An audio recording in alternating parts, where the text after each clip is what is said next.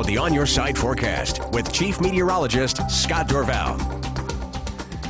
Another hot one out there today, but just think it's almost 10 degrees cooler than it was this time yesterday. Not at 110, but near 100, right around 101. And we've got some cloud cover around as well, and that really takes a bite out of the heat. But the air is still real hot. One need to get into the air conditioning as much as possible. Don't spend too much time outdoors, or heat exhaustion, heat stroke can sneak up on you.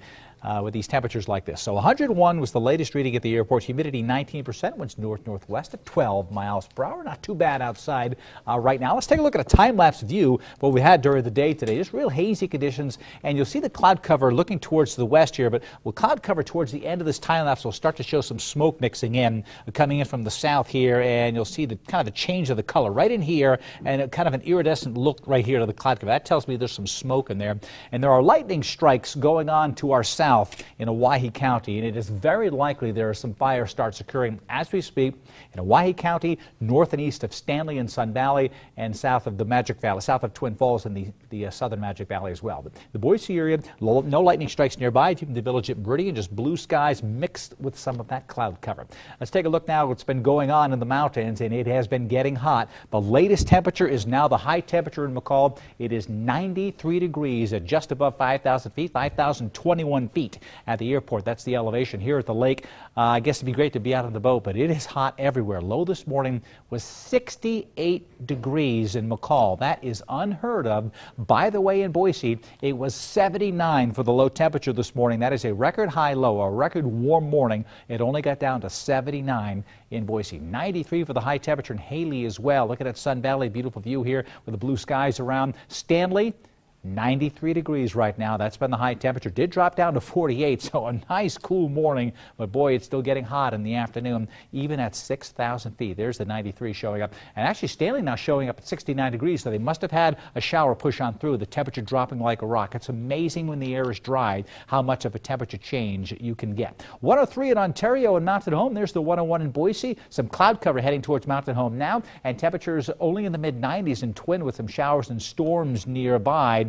And again, the unfortunate part is there are lightning strikes occurring with a lot of these showers in here, and even in Owyhee County. This is where we've probably got new fires forming. We'll keep you posted. And north and east of the highway here between Sun Valley and Stanley, 75 there, you get some lightning strikes and some of the higher terrain. Likely they're dealing with fires that they'll be dealing with for some time here with the heat. So this limited moisture will start to dry out over the next day, which will help us out a little bit. But in the meantime, a red flag warning in effect in McCall area, throughout Long Valley down to Cascade in north and west, northern Adams County, and Owyhee County as well, right up to the Snake River here in the western sections, because of that lightning. And that's why I do feel that as we speak, fires are probably being started right now. So the big picture shows just a little bit of moisture rotating in. You see these clouds right here tracking in our direction? Notice the drier weather to the west. We've got a huge area of high pressure sitting right here over extreme northern Utah, maybe right over Bear Lake in southeast Idaho. That's where the core of everything is rotating around it. So as it is pushed to the east, the core of the heat, that was the 110 we had yesterday, sliding ever so slightly to the east. It is allowing that moisture door to come right up here, and there's the corridor of the heat as well.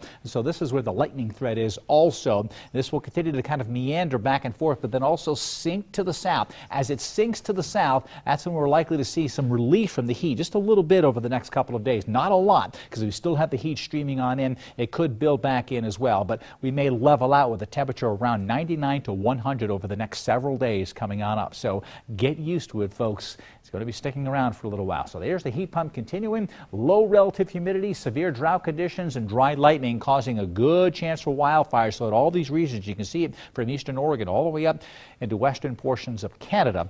That's probably going to continue as well, because the entire west is going to bake under this heat for some time to come. So sunshine with some clouds. Most of the clouds tomorrow morning. 102 in Vail, 100 Meridian, 102 in Kuna. This is actually down a few degrees. Hit 106 in Mountain Home today.